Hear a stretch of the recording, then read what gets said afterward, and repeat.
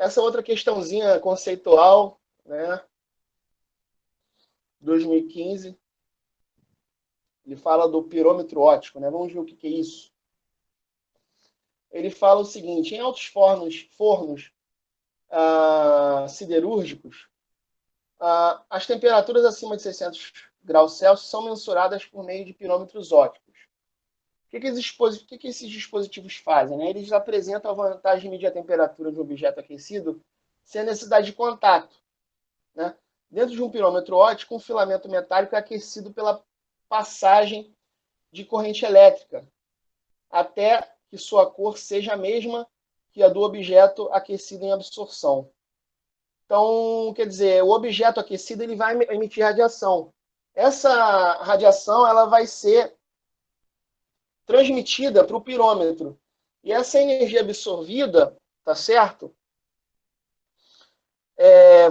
Vai produzir uma corrente elétrica que vai permitir com que um filamento ali dentro, que passe corrente por dentro de um filamento. Esse filamento, ele, ao aquecer, ele vai mudar de cor, tá certo? Até que atinja a cor referente do objeto. E aí, porque para cada cor, pessoal, para cada cor você vai ter um comprimento de onda de emissão. E aí, quando ele casar o comprimento de onda, quando ele casar a cor do filamento com o comprimento de onda que está sendo emitido, você vai conseguir fazer uma medida de temperatura. O termômetro vai estar calibrado exatamente para relacionar temperatura e comprimento de onda, tá certo? Então, nessa situação, a temperatura conhecida do filamento é idêntica do objeto aquecido na absorção. Esse é o pirômetro óptico, né? E aí ele quer que a gente marque a propriedade da radiação eletromagnética avaliada nesse processo. Eu acho que eu quase que falei indiretamente, né? Eu falei em comprimento de onda. Bem, a propriedade aí, de cara, ele não, uma coisa que ele está falando de cara é da cor, né? Ele está falando da cor. E a gente está falando de radiação eletromagnética. Antes da gente resolver a questão propriamente dita, eu vou mostrar aqui para vocês o chamado espectro eletromagnético, que vai dar aí, né, como os diferentes tipos de onda estão distribuídos aí nos seus diferentes comprimentos de onda e frequência, né? E aí tem uma escala aqui de comprimento, né? A gente tem aqui, por exemplo, as conhecidas ondas de rádio. Elas têm um comprimento de onda aí de 10 a 3 metros, né? Que é 1 quilômetro. Elas são ondas têm uma extensão muito grande. E é por isso que as ondas de rádio elas percorrem um caminho muito longo, né? Você pode ter uma estação de emissão de ondas de rádio muito distante. A gente consegue, assim, captar essas ondas, porque ela tem um comprimento de onda muito longo, né? Elas têm. E aí a gente tem aqui um desenho interessante, né? Essa figura que eu peguei do Wikipédia. Era para ter citado e não citei, né? Mas ela está no Wikipédia, eu já estou falando aqui, dando os créditos. Essas ondas de rádio são da ordem de grandeza de edifícios, né? Então são ondas muito grandes.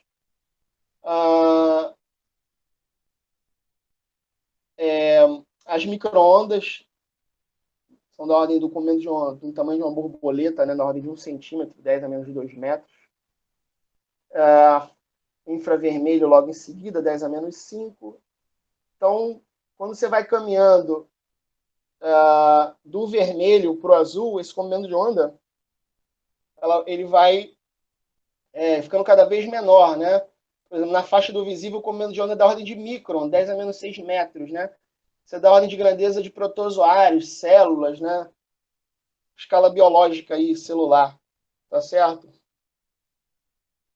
Se você vai mais ainda do vermelho para o ultravioleta, você vai chegando a 10 a menos 8, raio-x, né? Daqui para cá, o que você não enxerga, né? Daqui do ultravioleta até os raios gama você não enxerga, assim como você não vai enxergar do infravermelho para as ondas de rádio, né? A gente enxerga uma parte muito pequena do espectro eletromagnético. Aqui é aquela história, né? Daqui para cá, o comprimento de onda está diminuindo. E aí, se a gente usar a relação entre velocidade da luz, comendo de onda e frequência, no sentido que ela está diminuindo o comendo de onda, a frequência aumenta, porque isso é inversamente proporcional. Você pode descobrir essas frequências aqui que está embaixo usando a velocidade da luz no vácuo, né? Todas as ondas eletromagnéticas, pessoal, só revisando, né? Todas elas no vácuo, elas se propagam com a mesma velocidade, tá certo? A maior velocidade que tem na natureza, é o 3 vezes 10 a 8 metros por segundo. Essa velocidade aqui é alterada quando você passa, quando você muda de meio, né? Você tem refração da luz, tá certo? Mas no vácuo, todas as ondas eletromagnéticas, né? Luz, né? Seja ela na faixa do visível ou não, né? Elas vão se propagar todas elas com a mesma velocidade. E aí, a propriedade que está aqui é a cor, né? E a cor, como a gente viu, me lembrou aí no, no espectro eletromagnético, isso vai estar relacionado com o comprimento de onda. Cada cor vai estar relacionado com o comprimento de onda, e, consequentemente com a frequência, tá certo? A cor, ela tá, você pode classificar ela em termos do comprimento de onda e frequência, né? A cor vai estar associada com a frequência com que o campo elétrico está vibrando lá na onda, né, pessoal? O que é onda eletromagnética? São campos elétricos e magnéticos que vibram. Eles estão andando juntos ali, tá certo? Um alimenta o outro, um não existe sem o outro. Por isso que a luz existe, né? E ela propaga, ela caminha no vácuo, mesmo no vácuo, né? Você tem campos elétrico e magnéticos que se autoalimentam, né? Eles oscilam. Então, essa frequência de oscilação desses campos vai estar associado com cada comprimento de onda do espectro eletromagnético, né? Um átomo emitindo uma cor numa certa, sei lá, cor vermelha vai estar vibrando numa certa frequência. Se esse átomo emitir a cor azul, vai estar vibrando vai estar vibrando numa outra frequência, né? O campo elétrico emitido, tá certo? Então, a resposta está aí, vocês já me falaram, né?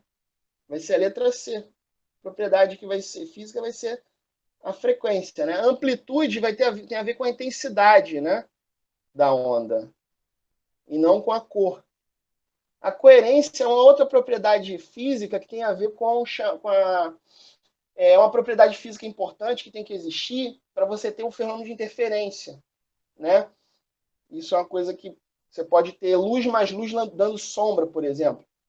E aí você pode ter luz mais luz dando sombra. E a gente tem chama de interferência destrutiva, né? Tem a ver com a coerência. Isso é a propriedade física da coerência. A intensidade e a amplitude estão associadas, né? E a velocidade da luz, não. A velocidade da luz é a mesma para todos os comprimentos de onda e frequência. Então, a resposta é letra C.